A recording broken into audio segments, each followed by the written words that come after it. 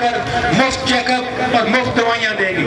اور یہ بھی مطالبہ منوایا ہے کہ اس علاقے کا کوئی بھی شخص جو ٹی بی کا مریض ہے, بچہ, عورت, مرد, گاؤں میں رہتا ہے یا کمالیہ شہر میں رہتا ہے یا پیرمل شہر میں رہتا ہے, اس کو مل ٹوٹل فری ادویات دے گی ٹی بی کے تمام مریضوں کے, اس علاقے کے مریضوں کے.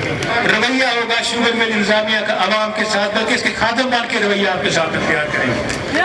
اور اس کے ساتھ یہ بھی طے ہوا ہے کہ جو وہاں مزدور پچھلے دنوں بھٹی میں گر کر ہلاک ہوا تھا, اس پہ بھی ان سے معاہدہ ہوا ہے. انہوں نے 1.5 لاکھ روپیہ دے کر مل مزدور کے دور زندگی میں وصول مل سے کرتا تھا. اور یہ بھی کہ آئندہ اگر کوئی, اور میں نے کہا ہے کہ ٹھیک ہے, یہ میں سمجھتا ہوں کہ پہلے دھرنے کا یہ آپ دیکھیں کتنا کچھ آپ نے حاصل کیا ہے. انشاءاللہ ان سے اگلے مذاکرات ہمارے اکتوبر کے اینڈ میں ہوں گے.